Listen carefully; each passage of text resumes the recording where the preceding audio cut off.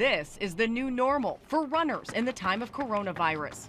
What isn't normal, especially here in Los Angeles, is this: blue skies and clean air.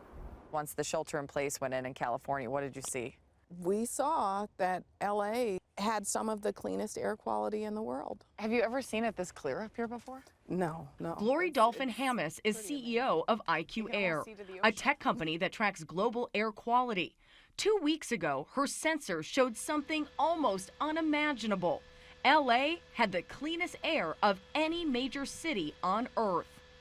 About a year ago, Los Angeles was ranked the worst air quality in the entire country. And now we're seeing some of the best air quality, not just in the country, but in the world. Wide open. By some estimates, the pandemic lockdown has taken about 80% of passenger cars off local roads. IQ Air's data shows a resulting 31% reduction in air pollution compared to the same time frame last year. And it's not just Los Angeles.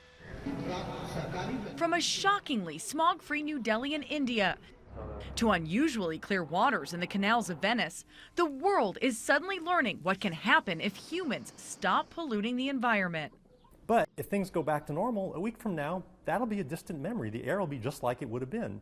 Stanford environmental scientist Rob Jackson says there's historic precedent for that. Global greenhouse gas emissions dropped about 1.5% during the 2008 economic crisis.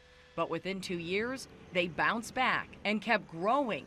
He fears the same thing could happen again.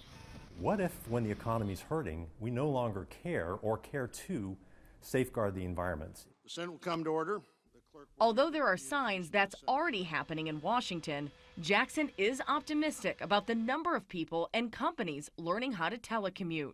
If we drive less, it will save time and make things healthier. It doesn't have to be shelter in home or clean air. It can be clean air every day.